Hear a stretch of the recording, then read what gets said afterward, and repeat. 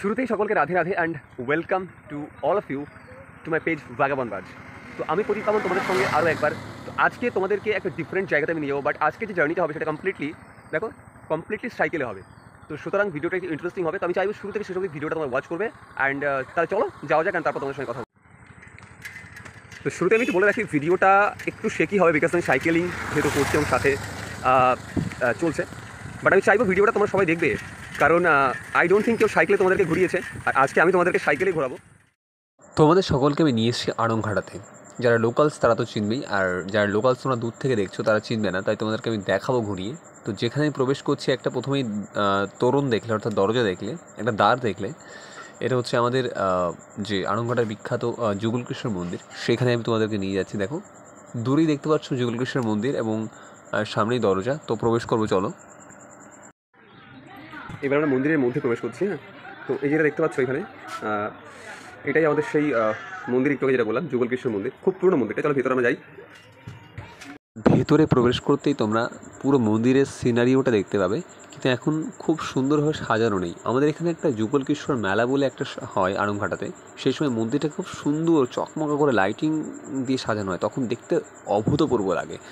তো এখানে আমার রাধারানী বসবাস করেন, আমার রাধারানী, আমার রাধাকৃষ্ণ, শ্রীকৃষ্ণ এখানে আছে।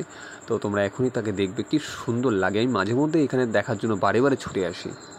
আর এই যে ভিজুয়ালটা দেখছো, এটা হচ্ছে আমাদের যুগলকিশোর ঘাট।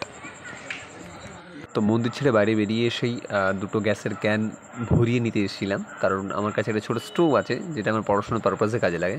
মাঝে মধ্যে যখন একটুখানি টায়ার্ড ফিল করি, তো কিছু বানিয়ে নিয়ে খেতে হয়, তো ফলত নিয়ে নিলাম। এই যে দেখছো, এটা সম্পূর্ণ আড়ংঘাটার বাজারের যে সন্ধ্যাবেলার যে সিনারিও, সেটা তোমরা সকলে দেখতে পাচ্ছ। তো আমি এখন আস্তে আস্তে একটু এগোচ্ছিলাম আমার একটা বন্ধুর দোকানের দিকে। সে বিশেষ করে খুব সুন্দর ফুচকা বানায়, তো আজকে চুড়মুড় খাবো, চলো তোমাদেরকে দেখাবো সেটা। সো পৌঁছে গেছি আমার সেই বন্ধুর দোকানে। দেখো আলু মাখা, খুব সুন্দর মাখা, দেখলেই জিভে জল আসা অবস্থা। অ্যান্ড ও চুড়মুড় মাখছে আমার জন্য বিশেষ করে। অ্যান্ড পাশে দেখো রয়েছে সমস্ত মেটেরিয়ালস, সেগুলো বানাচ্ছে। তো অসাধারণ লোভনীয় খাবার। তো তোমরা দেখতেই পারছো। এবার আমি সেটা খাবো, তোমরা দেখতে পাবে। আর এটা আমার বন্ধু, আমি একটু আগে বললাম, আমার খুব কাছেরই একজন বন্ধু, নাম ওর পাঁচু গোপাল। আর আড়ংঘাটায় ফুচকা বিক্রি করে এই রাস্তার পাশে। তো খুব সুন্দর ফুচকা বানায় ছেলেটা। তো ফাইনালি আমার যে চুরমুর সেটা রেডি, দেখতেই পারছো। তো চলো আর দেরি না করে এবার এটাকে আমি একটু খেয়ে দেখি, হ্যাঁ কেমন হয়েছে, তারপর তোমাদেরকে বলছি। এখানে আমি এমনটাই বললাম যে আমার খাওয়া তো হয়ে গেল, অ্যান্ড অবভিয়াসলি খুবই ডিলিশিয়াস ছিল।